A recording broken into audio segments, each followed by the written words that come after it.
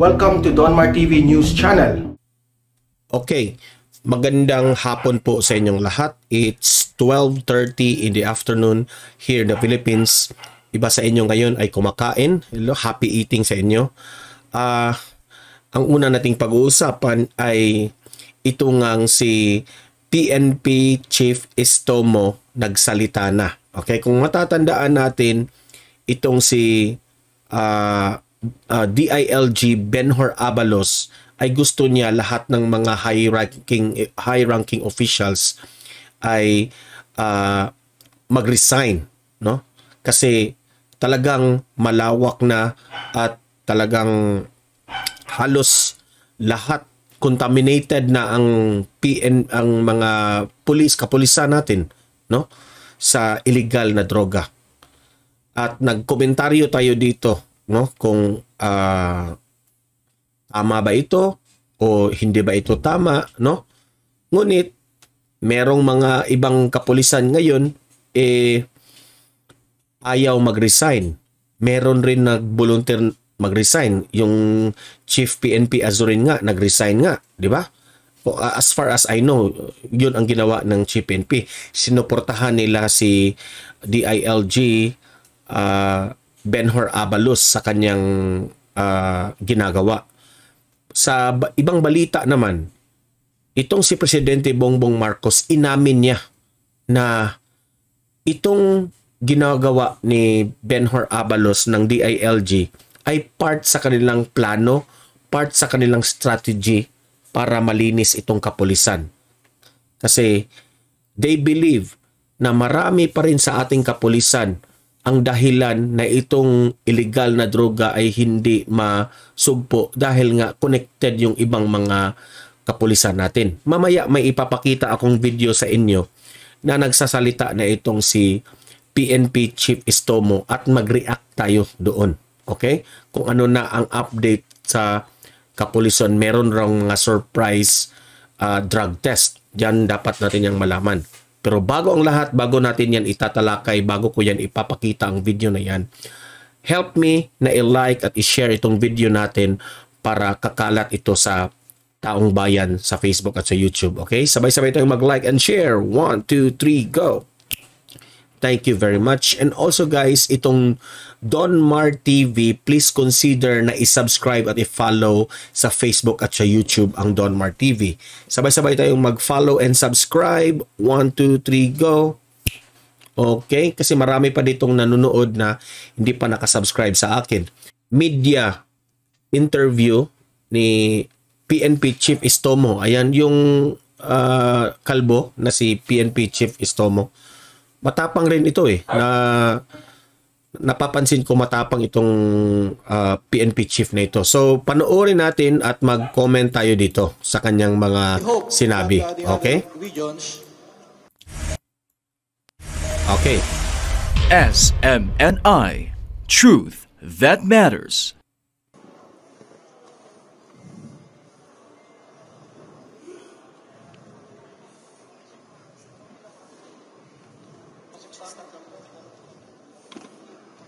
Actually, nagbigay na ako ng guidance sa ating crime forensic group na paglabas yung resulta nito, dapat ilabas lahat para malaman ninyo na kami ay totoo sa aming ginawa ngayong araw na to. Alam nyo guys, no, mag-comment muna ako tungkol dito kay Jonel Estomo, PNP Chief. Medyo si PNP Chief Estomo ay nalulungkot sa nangyari, no? Kasi nga sa ginawa ni Benhur Abalos ng DILG, secretary natin sa DILG, pinare-resign niya lahat dahil nga dyan sa malala na raw yung konektado ng kapulisan natin sa illegal na droga. Lungkot na lungkot itong si PNP Chief Estomo dahil nga mababa talaga ang moral ngayon ng mga kapulisan, no? Imagine that one, lahat kayo pinapare-resign kasi raw sobrang dami na raw ang sangkot. At yan, inamin naman yan ng ating Pangulong Bongbong Marcos na talagang strategy nila ito. Kaya nga itong si Coco Pimentel pumalag rin eh. 'Di ba? Kung matatandaan natin ngayon sa balita, pumalag itong si Coco Pimentel. Bakit pinare-resign niyo lahat ang kapulisan? Yung mga especially itong mga high-ranking officials, bakit ninyo pinare-resign na pwede naman ninyong kasuhan? Okay? Sabi ni Presidente Bongbong Marcos, hindi ganyan raw kadali. Kasi kailangan talaga, they are still gathering evidences. So hindi ganyan kadali yan. Sabi ni PBBM. May punto rin naman itong si Coco Pimentel, no? Kasi abogado ito, ngunit baka akala ni Coco Pimentel na ganun lang kadali yun. So, itong strategy, sabi ni PBBM, yung mga kinasuhan noon, ginagawa na raw yun ng dating administrasyon. Mahirap eh. Hindi pa rin maitutukoy. Hindi pa rin na-solve yung problema. So ganito ang kanilang ginagawa, no? Sabi ng iba, kapag mag-resign ka, talagang confident ka na wala kang sangkot sa illegal. Pero kung hindi ka mag-resign, that only shows na takot kang mag-resign dahil sangkot ka. Ganon yung mga istorya ngayon ng mga netizens eh. Uli ito, sabi ko nga, ulit kanina, sabi ko, suporta lang namin ito sa ginagawang cleansing ng ating SILG at ng aming Chief PNP. Ngayon, kung meron sa amin isa rito at mag-positive, outright, tanggal sa posisyon yan at imbisigahan po natin yan. Okay. Sir, itong courtesy resignation natin Pinay, 100% lahat nandito, yung mga COP natin na mga official dito sa Calacamay nila, pati yung mga... Ang problema ko kasi dyan sa surprise drug test. Ang problema ko kasi dyan, sometimes kasi maglilik kasi yung information na magsusurprise. Makapaghanda pa yung iba, no? Full place kernel natin lahat po. 67 po yan. 67 kami lahat. Ang NCRPO, pumilma lahat. So 100% ang aming suporta. Okay, thank you, sir. Thank you, Jojo. May I call on Paul Montibon from SMNI to be followed by Johnson Manabat from ABS-CBN. General, good afternoon po. Itong surprise na drug test, parang wala to sa plano, kasi surprise nga. Wala sa plano. Ano ba yung... Wala sa plano yung surprise drug test. Pero sa akin ito, opinion ko to, hindi ako maniniwala na hindi nag-leak ang information na iyan. Di ba? Hindi ako maniniwala eh. Iniisip natin, bakit natin pinangunahan at isinagawa itong surprise drug test para sa ating mga miyembro ng third level officers ng NCRPO? General Hidalgo, please answer, please. Ito namang surprise drug test na isinasagawa ng PNP ay hindi naman bago. Ngayon lamang, nasa bibig na nila yung sinasabi na hindi na ito bago yung surprise drug test. So noon pa man, lagi itong sinusurprise drug test itong mga kapulisan natin. So makapaghanda na talaga sila, di ba? sabi mo nga, hindi ito nakasama sa programa dahil ang talagang intensyon nito ay... Kasi ganito yan eh. Pwede ang isang pulis sangkot sa illegal na droga pero hindi siya gumagamit. Pwede din yan, di ba? Pwede rin na gumagamit ang isang pulis pero hindi siya sangkot sa illegal o siya yung nag-distribute ng mga illegal, no? Gumagamit lang siya. Pero sa mga sabi-sabi kasi, most of the yung nagbebenta ng illegal, yun ang hindi gumagamit. May mga sitwasyon na ganyan. Based on my sa aking mga research, no? Ganun eh. Hindi sila gumagamit, ginamit nila ito pang negosyo nila, extra income. Hindi sila gagamit ng droga. Sila yung nagbebenta. So, useless yung drug test na yan. Di ba? Oh, they can be clean, no? Hindi sila nag-negative sila sa drug test, ngunit patuloy pa rin sila sa kanilang pagbebenta. Ganun. So parang naglalaro lang kayo diyan. Sorpresahin yung mga third level officers namin for them to undergo drug test. Dito malalaman namin kung meron man sa amin ang gumagamit ng illegal drugs at hopefully by the instruction of our regional director sa Crime Lab, priority yung pagpaprocess. No, ang tanong dito, sino yung gather ng mga results?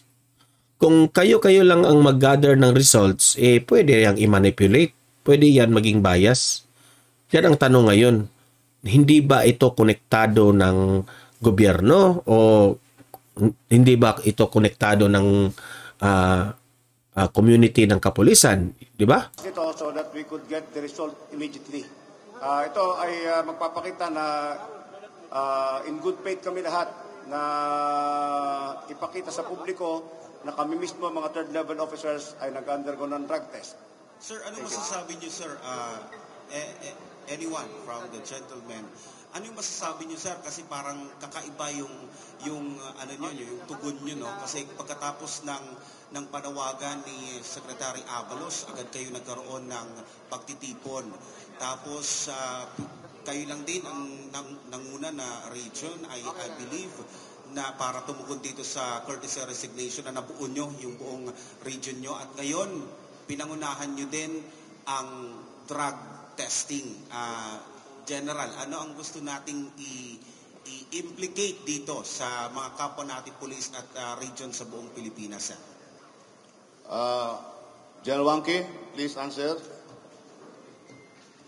Maraming salamat, sir. We know for a fact na ang NCRPO ay showing daw yan ng kapulisan natin. That's why talagang iniisip natin ay we're not only thinking of NCRPO. Iniisip din natin yung mga brothers natin sa ibang regions. That's why nag-iisip tayo kung paano natin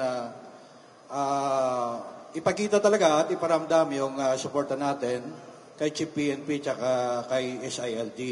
At ito nga, yung isang naisip nating gagawin, ang pag-undergo ng drug test.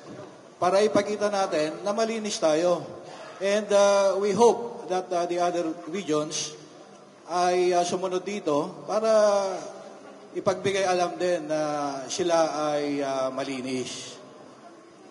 Sir, last na lang on my end, hindi ho ba kayo nagulat o dismayado doon sa sinabi kahapon ni General Azurin na out from the 956 na third level officers ng PNP ay ang tinitingnan lang pala nila dito ay nasa less than 10 lang pala. Pero nadamay ang nasa 900 plus na official ng PNP. Yan kulo ang sinasabi ni Azurin na less than 10 lang yung sangkot. Ako hindi ako maniniwala na less than 10, no? Sa aking analysis lang 'yan, no? I might be wrong, I might be correct, but mahirap 'yan eh. Marami pa yang hindi na nalalaman eh. Because of this deal na resignation, courtesy resignation ng DILG. Para sa akin, no, madadamay talaga lahat. Insakto lang 'yun na madadamay lahat. Kasi kapulisan kayo, di ba? Dapat kayo alam nyong madadamay kayo kapag merong pulis na sangkot, kayo na mismo ang mag-solve niyan. Kung alam nyo ang inyong kapwa nyo pulis ay sangkot sa illegal na droga, isumbong nyo kaagad sa inyong higher heads. So dapat lang yan. Tama lang yan na masangkot. Tama lang yan na madamay kayong lahat. Ito yung sa akin para ang teamwork ng kapulisan ay magiging strong. No? Alam ko naman majority sa inyo ay hindi sangkot sa illegal na droga. Let's say na konti lang yung sangkot talaga sa illegal. Pero what if mga high-ranking officials yun? How can you eliminate that one? Ikaw ay isang ordinaryong police lang. Di ba? Nya alam mo na yung high-ranking official sangkot dyan. Dapat meron tayong sistemang gawin dyan na kapag merong sangkot na kapwa nyo police, kapwa nyo high-ranking official, ma-colonel ba yan, ma-colonel ba yan, meron kayong sumbungan na trusted talaga. Di ba? Kasi hindi ako maniniwala na itong mga pulis na ito, hindi nila alam kung sino yung mga sangkot. Alam kong alam nila. Kaya nga, takot lang sila magsumbong. Merong mga ganyang cases Hindi ko nila lahat ha. Merong ganyang cases. So, kayong mga audience ko dito, no? Narinig nyo na ang isa sa ating PNP chief. Ano ang masasabi nyo dito? Tama lang ba ang kanilang ginagawa o kulang lang? Diba? Tama ba ang ginawa ni Benhur Abalos? Tama ba itong strategy ni Presidente Bongbong Marcos?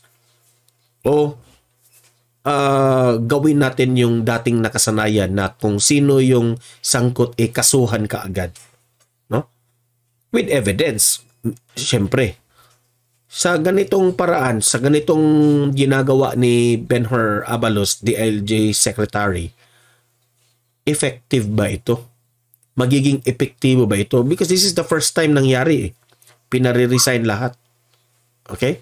I don't know if lahat ng police ay will cooperate this kind of strategy. Okay?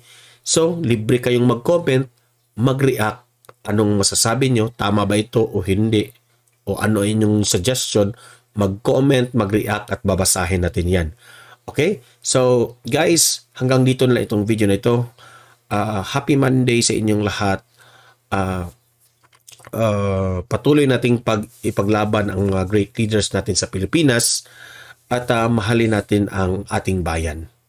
Okay? See you in my next video. Have a great day. God bless everyone.